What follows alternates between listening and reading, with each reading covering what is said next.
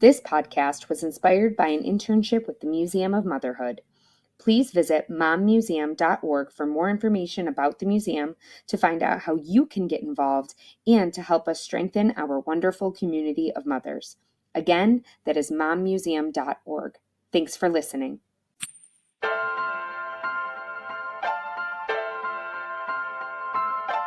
Hi, I'm Bethany. And I'm Amanda.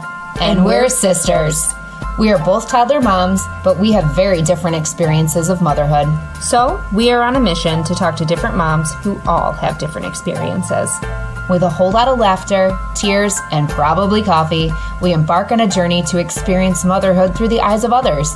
Please join us on this journey as we explore motherhood through funny, loving, and very real memories.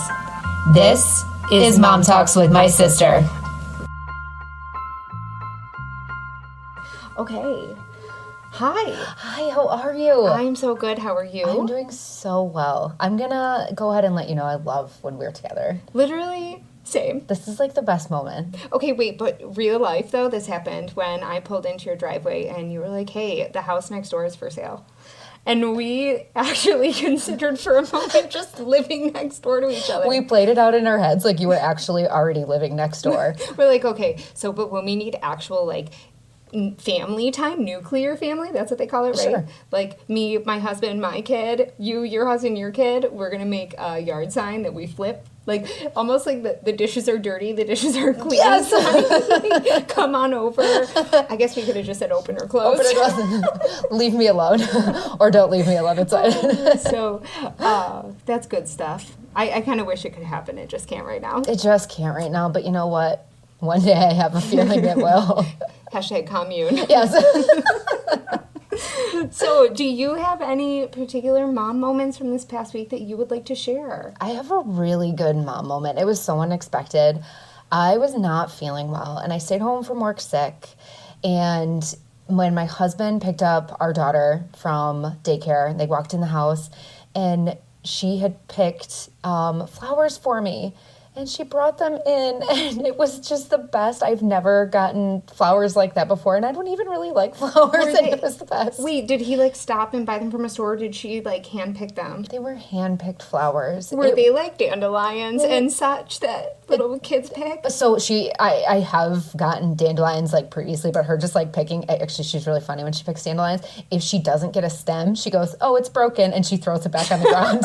It's the funniest thing. These were daffodils, so now in my mind, I'm like, oh my God, I hope she didn't like go to the neighbor's house and like pick their daffodils.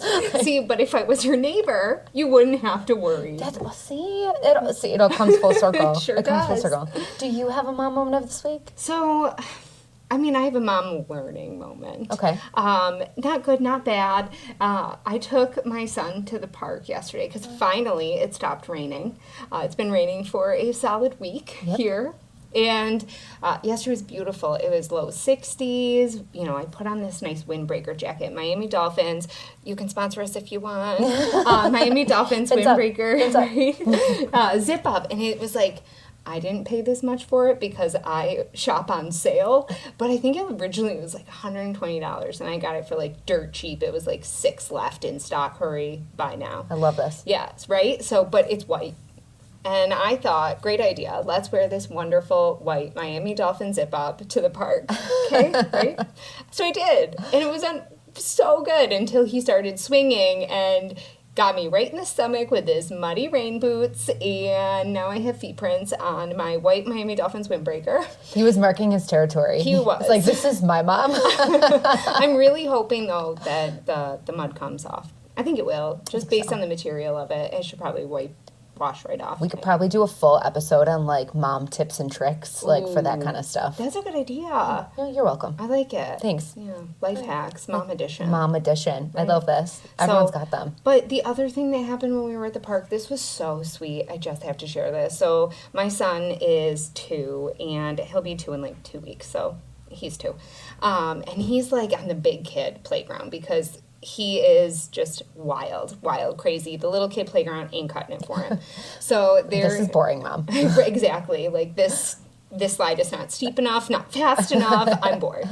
So he was on the little rope bridge, and there was probably, she had to have been like, I don't know, 7 or 8, this little girl, and she started playing with him and interacting with him, and she looked at me, and she said it was the sweetest thing. She goes, I'm being a good role model, right? Oh my gosh. And I looked at her, I said, you're being a great role model. That's like a mom moment with someone else's kid, and that's amazing. I know. I don't know who her parents were. I would have loved to have been like, you're doing a great job, keep it up. But, solid child of yours. Yeah. And then she just kept running around the park going, come here, little man. Let's play, little man. Let's go, little man. And it was really, really cute. And then we ended up having to leave abruptly because little man needed a nap. And that was clear to us parents. But we never even said goodbye. And I still feel a little guilty about that.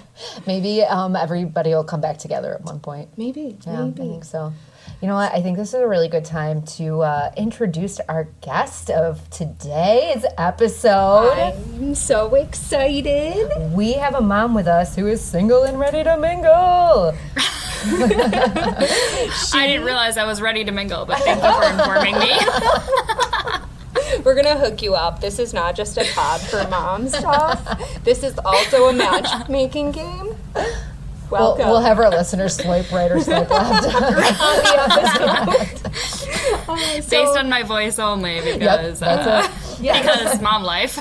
Exactly. Same. So our guest today is Dana. Hi, Dana. Hello, ladies. Hello. So Dana describes herself first and foremost as a mommy to a sweet little girl. She's a full-time working single mom and has very few dislikes. I have a lot of dislikes, so kudos to you, Dana. Right. So she is very good at making jokes. Life is always better when we are laughing, she says, and I could not agree more. She loves all things donuts. Same.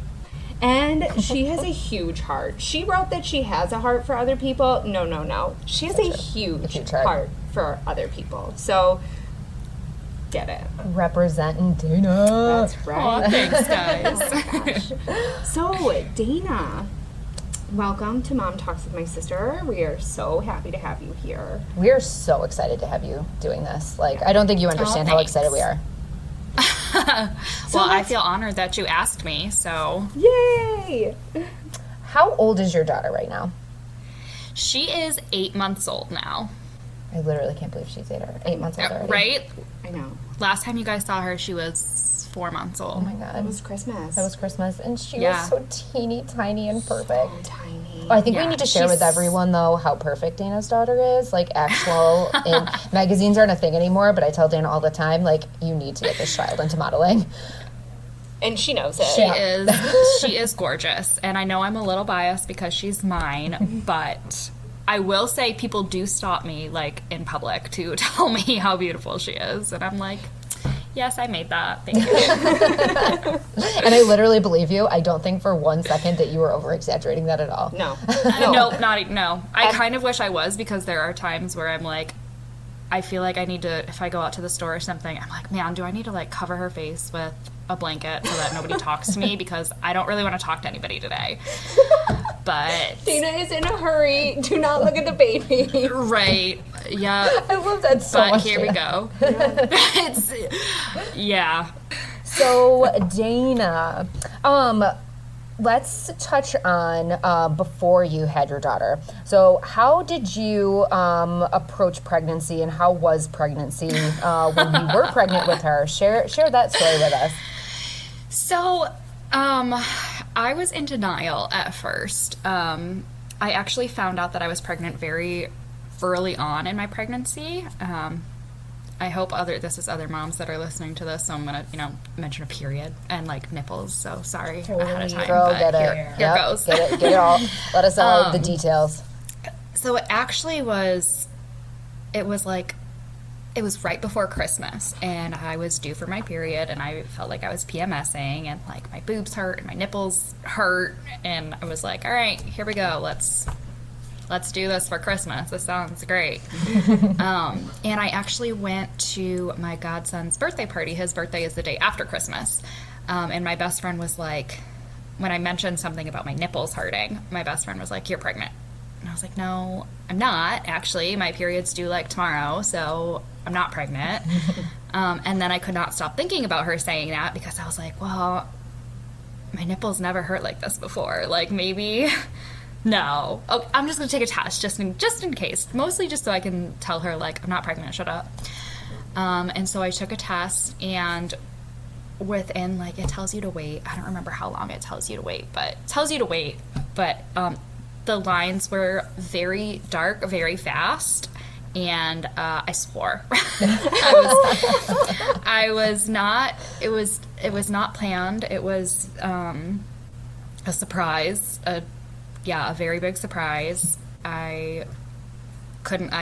Still looking back at it, I'm like, I still can't even believe this is my life, just because I was on birth control and I had like a little gap in time, but like all of the things that happened, I was like, there's no way that, obviously I'm not stupid. I know how babies are made, and I know I know all of that, anatomy and whatnot, but it's just, I won't go into the nitty-gritty of how it happened, but like it didn't make sense. I was like, this is very unlikely that I'm pregnant, but I was, and now I have an 8-month-old. So.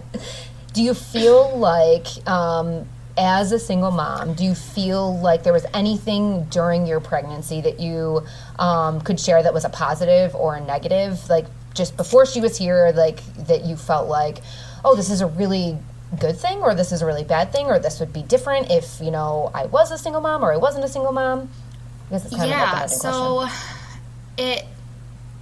There were a bunch of things that was like I kind of liked that I was doing it on my own, like the fact I got to name her. I was like, nobody else gets any say in this. This is my decision, and it's great. I literally feel that so hard though, because my husband and I could not agree on a boy's name, and I wanted so badly to name our son Barnaby, to the point where after he was born, in the hospital, I'm filling out the birth certificate paperwork, and I looked at my husband and I said, okay, so you're absolutely sure we can't do Barnaby? And he was like, no.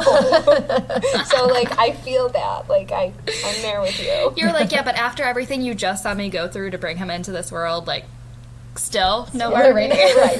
I'm sure you haven't changed your mind.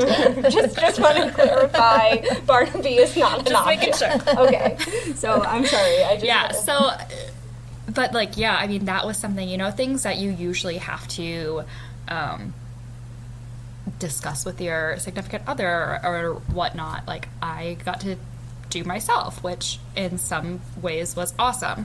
In other ways, it was really, really hard. Like, at the time, I was living where it was very cold and snowy around Christmas, and I'm like, great, I have nobody to brush my car off or shovel for me, or these things, little things like that I know not every dad and other parent does that, but like they should. Just if you're listening and you have a pregnant woman in your life, like, shovel the freaking sidewalk for her.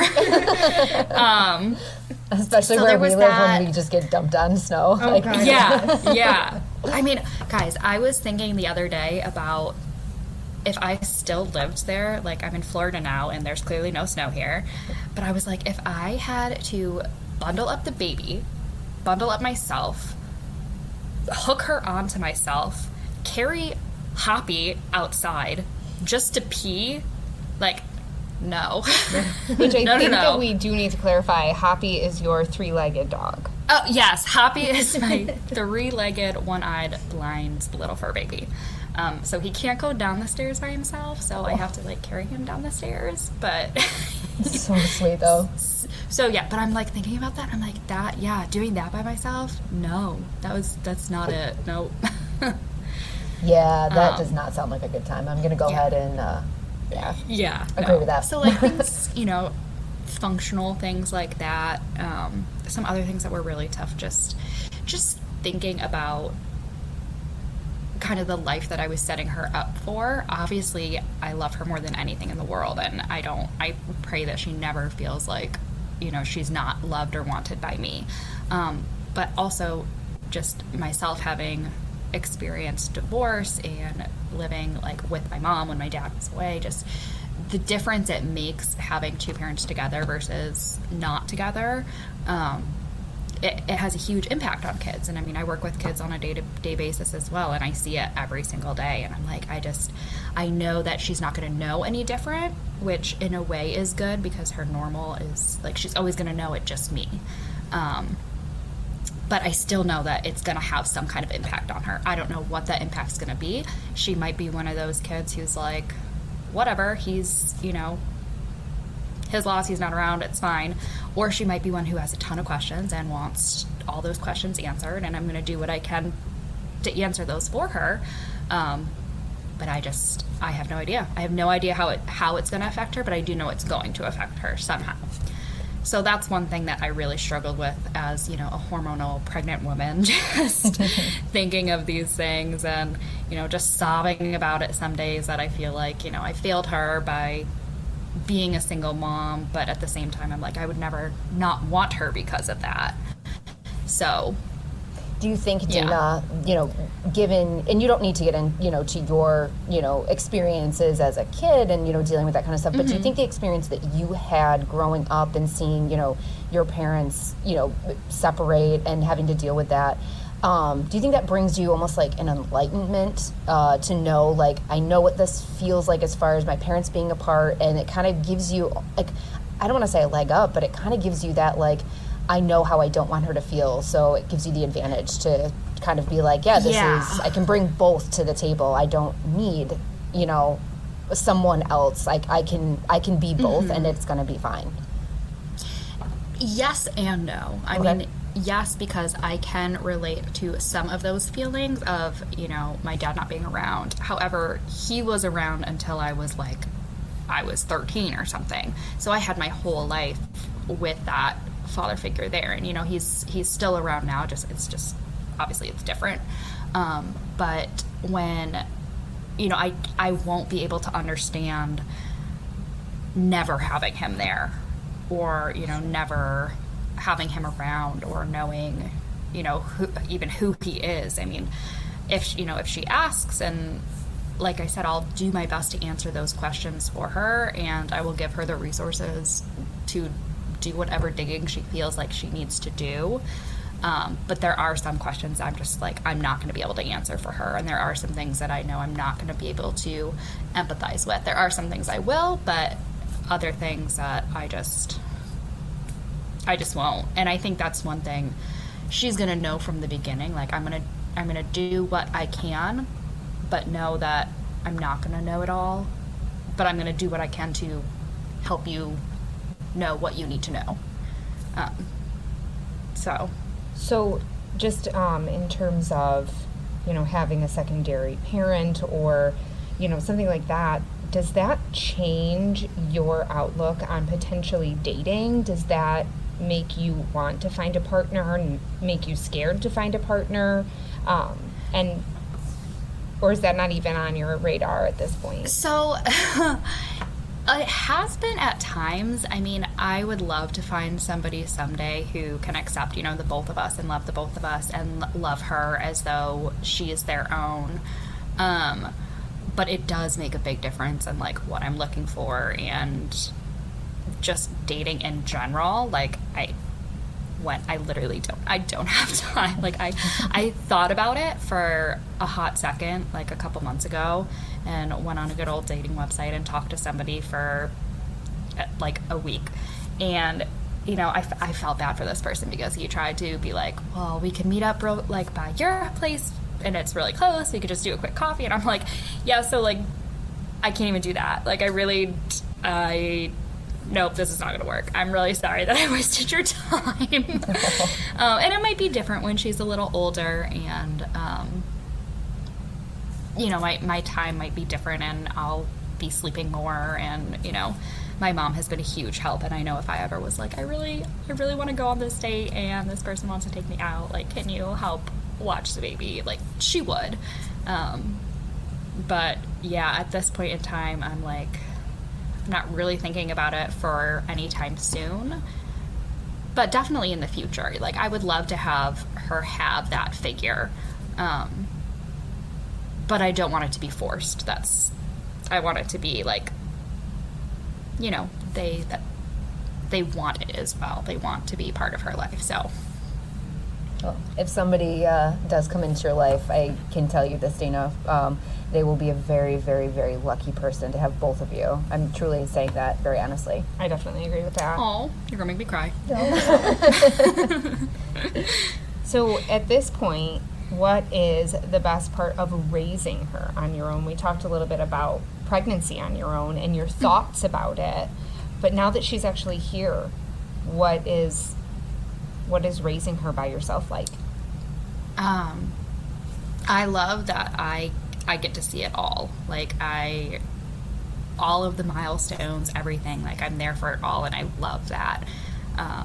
It's, that I am her go-to person, as, most moms are, just based on what motherhood is. They came from us, so we tend to be that go-to person, but, like, truly, truly being that one person that she feels the most comfortable with, and that you can tell, like, currently she's going through the whole separation anxiety stage. So, like, I go to the bathroom and she freaks out. She's like, I can't see my mom anymore. And in a way it's super cute, and in another way I'm like, dear God, can I just pee? Like,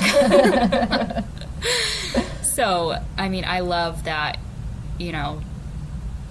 that she knows that I'm her person, that she knows I'm there for her for whatever she needs. That I love that. But it also means that I really don't ever get a break. Like, my days are exhausting. I mean, we're up, I nurse, I get her ready, I have to put her in her little playpen so that I can shower and do what I need to do to get ready for work. And now with this, separation anxiety, she just cries and screams while I'm in the shower, and I feel so guilty, but I'm like, I promise you, I need to shower. Like, I will lose my job if I go one more day without taking a shower. Like, they're going to be concerned for my well-being, therefore your well-being. So let me take a shower. Like, and then I bring her to daycare and work, and then pick her up from daycare, and then dinner, and then it's bedtime. So it's like, It's just nonstop. Yeah, it's just nonstop all the time.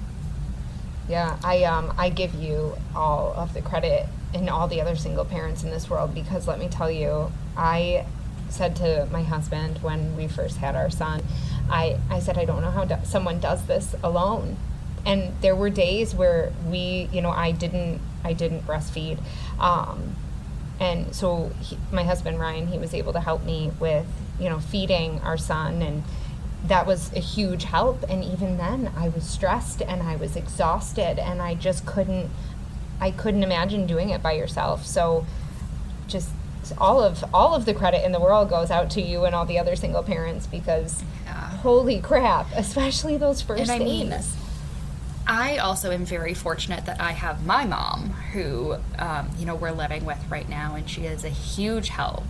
But I also, knowing that, she's already done her job raising her kids. Like, she's been through this. She's already done this. Like, I have a very hard time asking her for any sort of help. So I still, like, it's really helpful that in the evenings I can go do something, like, go to the bathroom. I can go to the bathroom and she can watch the baby for a minute, and the baby's not screaming like in the mornings.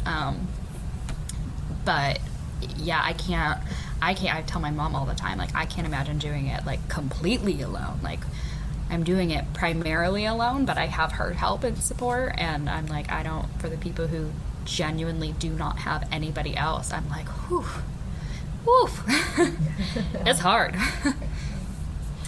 So Dana, actually, I'm curious. So, you are a social worker, correct?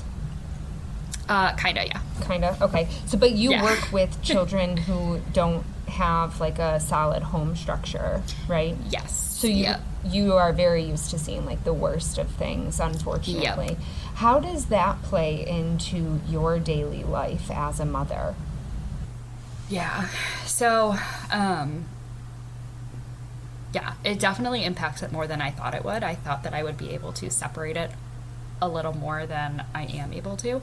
And in certain cases I am, because The families and the kiddos that I see are very different from my situation, but there are some that are very similar.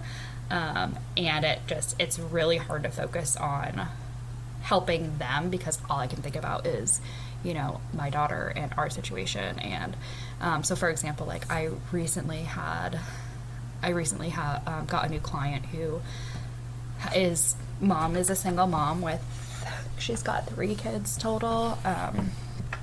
But the youngest little boy doesn't know his dad and hasn't met his dad and doesn't know about him. And this mom is like, I don't know how to answer these questions for him. Like, I know that he's looking for some kind of father figure, and I can't be that for him, but I don't know how to answer these questions that he has because whatever reason. And all I can think about is, oh my gosh, when she gets old enough, how am I going to answer those questions? Like, what is she even going to ask? How does she so it's definitely tough sometimes. But it's also helpful to see like situations where I'm like, okay, I know I don't want her to ever feel the way this kiddo feels, so I'm going to not do X, Y, and Z.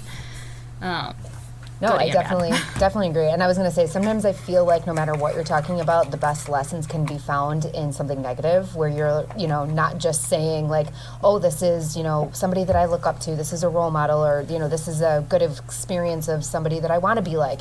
I think some of the best experiences we can have are things that you're like, oh, this is definitely what I don't want to do. Mm-hmm. Absolutely. Yeah, I noticed, and I don't know how you do the work that you do, because I noticed as soon as I became a parent, I started like putting my son into these situations that I was like reading about or like seeing on TV, even if it was fake, like that one episode of Outlander with the changeling. And, in the episode, they leave the baby out in the woods to see if it was a changeling, etc., the old folklore. And we had talked about it at that point because your daughter was very young and how much it had affected you. And at that point, I wasn't a mom yet. But now watching that, I can't separate that, leaving my baby in a very fictional setting out in the woods, and it's just like when I see these bad stories, I think, oh my God, my son. Mm-hmm. And it breaks my heart. And then I went through this stage, and I don't know if you guys did either, but when he was very young, I went through the stage of Ryan, we are going to adopt every single baby. Yes. Every single one in the whole entire world, and we are going to give them such a good home. Yep. And he's like, we cannot do that.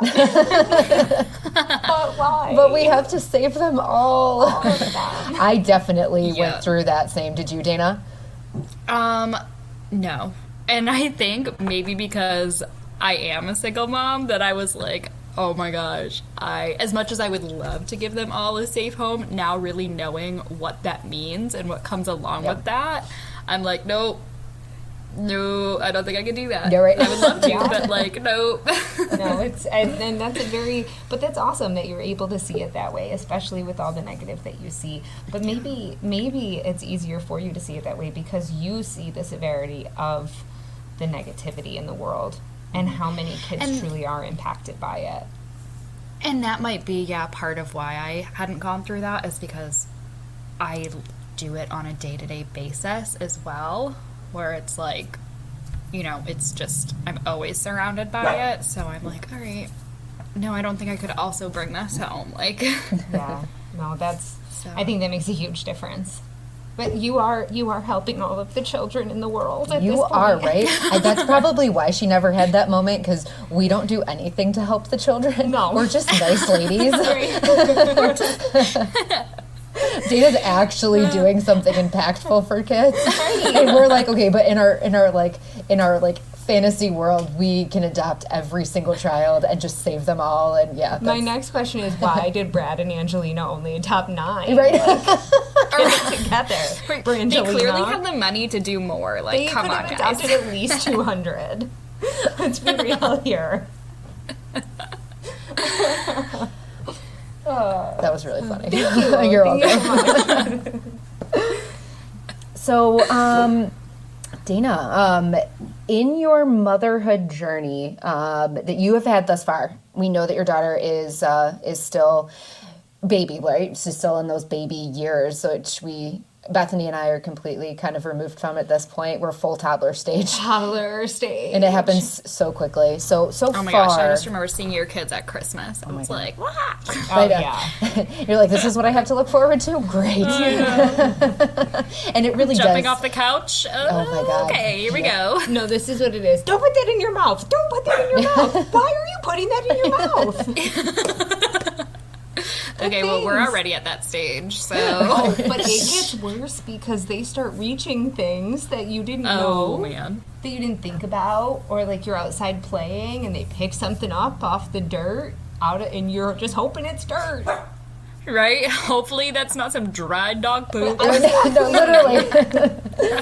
It's so funny now because, like, now I go to other people's houses that are, you know, kind of either still in that baby stage or don't have kids.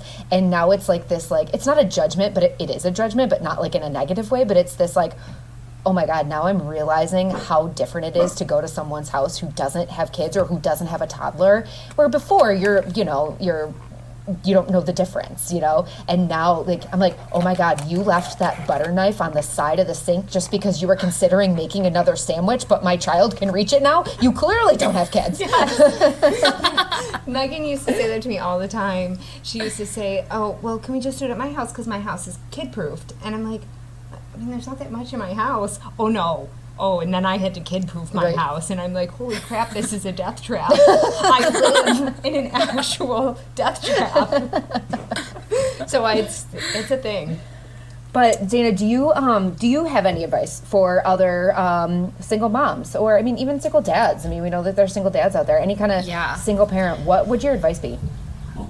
My advice would be, and I'm going to give the advice. I don't always take this advice, but it's really, really good advice if I were to actually take it. So, like, ask for the help. Or even if you have a really hard time asking for the help, if it's offered, accept it. So, like, for example, I have had approximately 7,008,022 mental breakdowns. But who's counting? Since having this baby, and it wasn't that long ago. It was a couple weeks ago, and it was after I had put her down to bed, and I'm washing bottles to get ready for her daycare for the next day, and I'm just exhausted. It's like 8 o'clock at night. It's not really that late, but I've been going nonstop since 6, and I just start crying. I'm just like, this is just so hard. I just need a break. Like, I just want to be able to sit and do nothing for 15 minutes. And my mom was like, let me wash the bottles. And I was like, no, this is my responsibility. She's like, Dana, it's washing bottles. Like, why won't you let me wash the bottles? I'm like, well, because she's not your daughter. She's like, what does that have anything to do with washing bottles? And I was like, well, she's not your responsibility. She's mine. And we had this conversation, and it got down to, like, me being like, I don't want you to have to raise her. And my mom was like, Dana, it's washing bottles. I'm not raising your daughter for you. Like, I'm washing some bottles so you can go for a walk. So you can, like, do you trust me to wash the bottles correctly? And I'm like, that's a different story. But like, it's washing bottles, Like, it was so much. I just felt all this pressure to do every single little thing because I felt like every single little thing was my responsibility. And in the end, yes, she is my responsibility and raising her is mine, but washing bottles does not equate to raising a baby. So accept the help. Let somebody wash the dang bottles. I love it. Yeah, I love that piece of advice. That's amazing. Yeah. And I think everybody, single parents for sure, especially exclamation point. Mm-hmm. But I think everybody really does need to learn that, especially when it comes to parenthood. I feel like there's a part of society that's kind of gotten away from the it takes a village mentality. But, it genuinely takes a village. So... It does. And there are days where, think to myself, like, I should be able to do this. And as, you know, a mental health therapist, I'm like CBTing myself, cognitive behavioral therapy, in case you're wondering. I'm like, get rid of the shoulds. Like, the should is such a distortion. Like, you should, like, get rid of the shoulds. No, you shouldn't be able to do it all. You are one person. You are a human being. Like, having children and being parents was designed for two people. Like, there's a reason that it's supposed to be two people. Like, you shouldn't have to. And if you can't, it's because you're not supposed to. Like, and so. The one thing I did learn too, throughout my life, not just my parenthood journey, but my life in general, you know, if somebody offers specific help, like, let me help you wash the bottles, like, they genuinely mean it. You know, you can tell the difference between, oh, let me know if you need anything, and, no, Dana, let me wash these bottles. Like, I can do that for you. Like, those two things mean different forms of help, you know? So it's like, take those specific offerings of help because the person means it when they give you that direct, you know, that direct absolutely version. Yep. So, okay, well, do we want to get into a fun little segment that we would like to call Ask a Mom? Yes. Okay, so what we did was we have gone and collected questions from friends, family, coworkers, etc., that are not currently moms. They do not have children of their own. And we have put some on a random spinning wheel, and we're going to give that wheel a spin. And the three of us are each going to answer separately. We're going to try to do it quick, about 30 to 60 seconds. Yep. Okay. And Dana, I want you to know we actually have a wheel. We will actually be spinning a live wheel here. You can. Wait, is it like a real? Oh my gosh, I love that. I thought it was like, I know online they have like those apps where it's like click to spin. So I thought maybe it was like that. Oh no! But you have a real wheel. That's phenomenal. Yes. Okay. That's kind of hard to say. Yeah. Actually, a real wheel. A real wheel. Okay. Real wheel. All right. All right. Amanda's gonna give it a spin. Okay. Oh, she gave it a wild spin. I did. This is exciting. This is exciting. Okay, you landed on question number 10. All right. Okay, we're going to go over to our spreadsheet.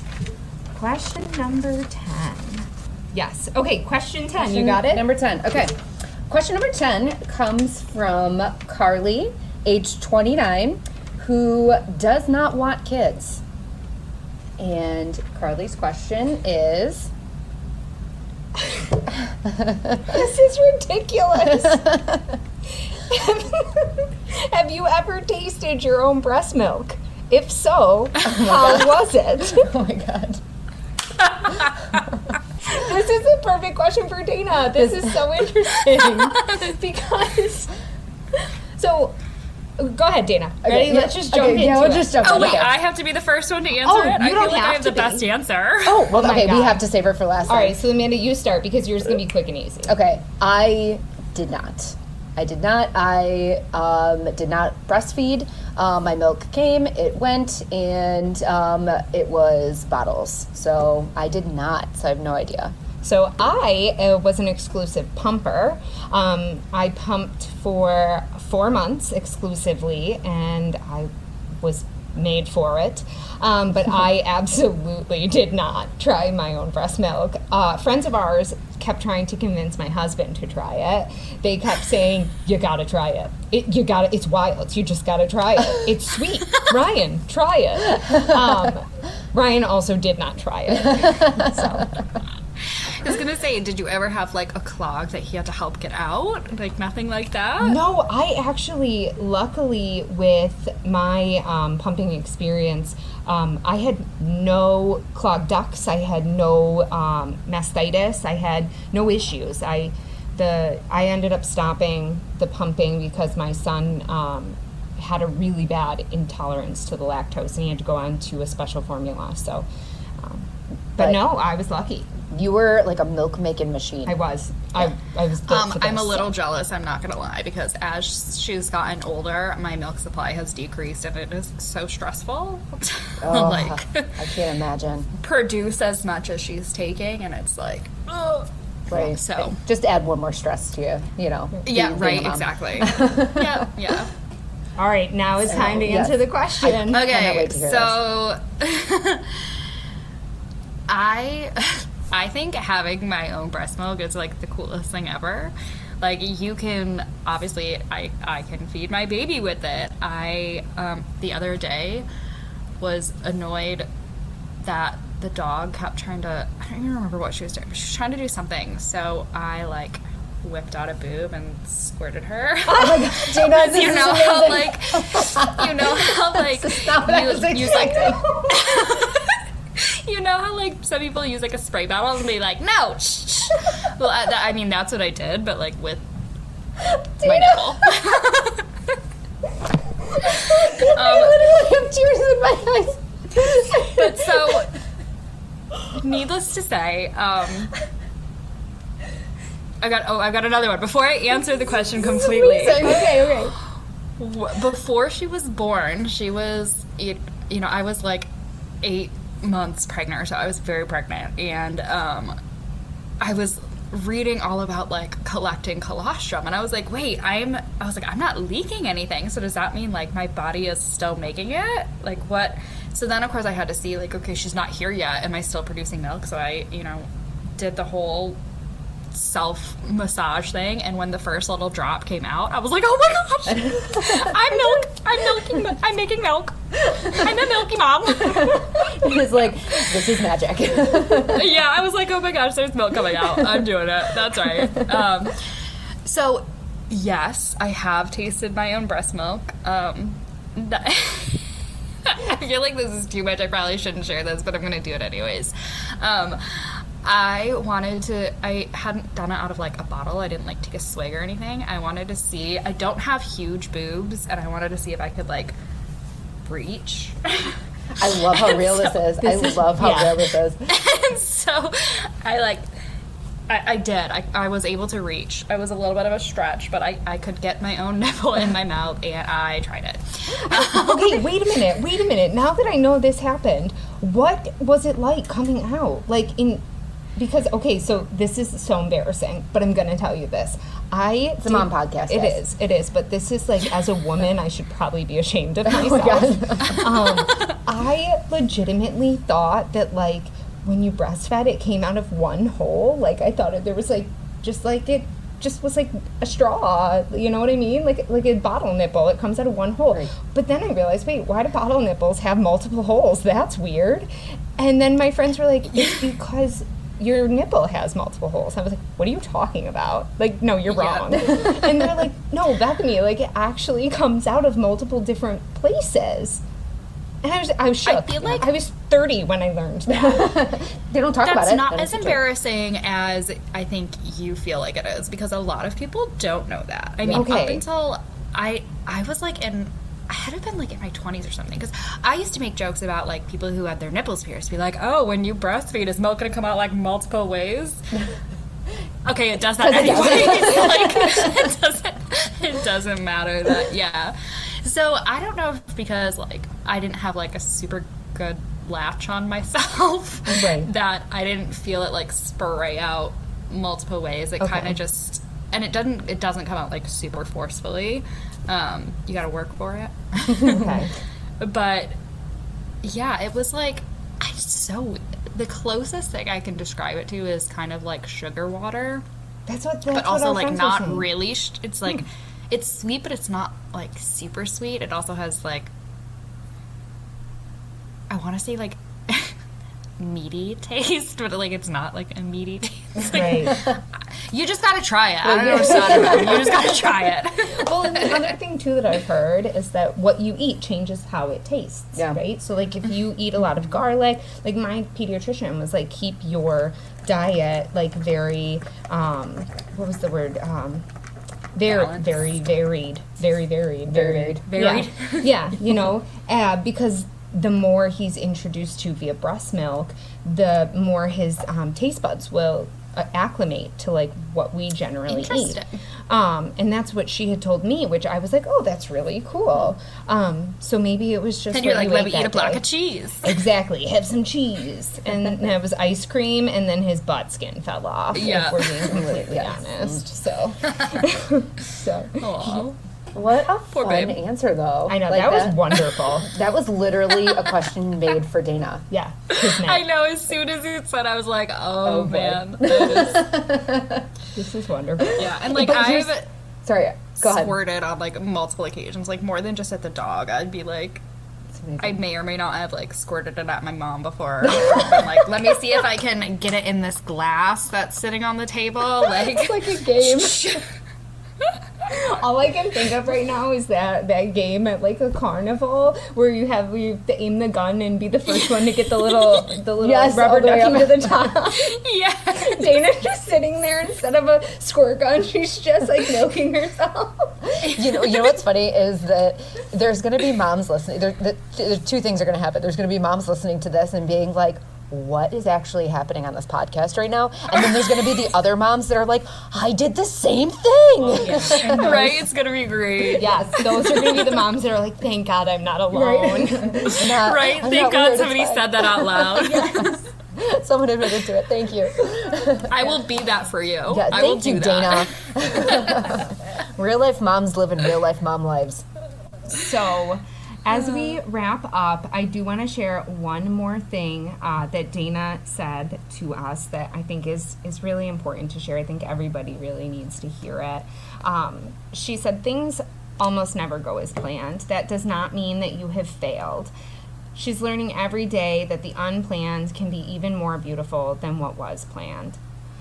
And I think that's really important for a lot of people to hear. And I think that's so well said. I think it's beautiful. And I think every parent, mom, dad, aunt, grandma, it doesn't matter. Everybody, I think, needs to hear that piece of advice. And I think it was so well said, Dana. Thank you. Thank you. And you also mentioned, and this kind of goes back to your work, so I would like you to describe this a little bit more thoroughly. You don't have any specific resources that you want to put out, but you do want to take a minute to talk about the importance of mental health. Yeah. So, I mean, I have had my own experience with like mental health and mental health issues for a really long time. And in the work that I do, I see it every single day. And becoming a mom brought a whole different layer to it where, like when I first got pregnant, I had to change the medications that I was taking and things like that, just to make it, safe for the baby. And it's just so important to recognize when something in yourself feels off. Like if you're not usually really down and sad and you're feeling that way, like that's a sign. If you're not usually super irritable and angry and you're having like rage moments, like that's a sign too, to just and it's okay to ask for help, whether that's through your doctor who might have a more specific resource for you, whether it's through, honestly, there are like mom groups and Facebook and local groups and things like that that have great resources to just really listen to yourself and do what you need to do to take care of yourself. Because I heard somebody say this, I don't remember where I heard it or if I read it, I don't know, but it said, people would die for their kids, but would they live for them? And it's like, okay, so yes, I absolutely would die for my daughter, but would I do what I need to do to make sure I'm living the best life that I can so that she has that as an example? And I know that for me means taking care of myself physically, emotionally, mentally. So make sure you're doing that in whatever way that looks for you. I love that, Dana. I love that you brought that to the forefront, because I do think that nowadays mental health is being talked about a lot more than it once was. It was a taboo subject at one point, and everything that you just said is so true. I mean, it's the biggest thing that I think you can do for your kids is live for them. I love that. I agree. It was beautiful. Yeah. All right. Well, thank you so much for doing this with us, Dana. It meant the world. Yes, thank you so much for taking the time. Yeah, thank you for asking me. It actually worked out well because she's still napping, shockingly. Winning. Actually, my Yeah, toddler's I'm still like- napping too, so it worked out well for all of us. Right? And it's funny too because before we recorded, we were texting with Dana, and she said, "But I'll have Kaysen, so she may interject." And I'm like, "Well, what's more real than that, right? You're a single mom, so." Yep. But she's napping, so sometimes She you get is, yeah. you time. And she's taking a nice long nap, which is super exciting. So, That's a win for everybody. yep. All right, Dana, we will talk to you later. Thank you again. Yes, you're welcome. Thank All you. right. Love All you. right, love you. Bye. Love you. Bye.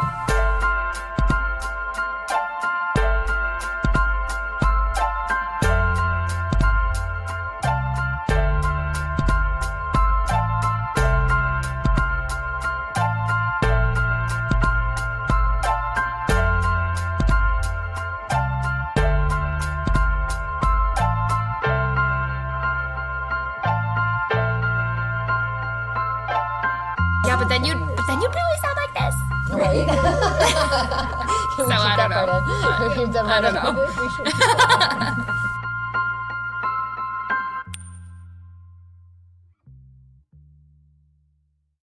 Please note, the views and opinions shared by our guests are just that, opinions. They do not necessarily reflect our own views on topics discussed. So please keep an open mind while listening, as nothing about our podcast is meant to be hurtful or exclusive. Thanks for joining.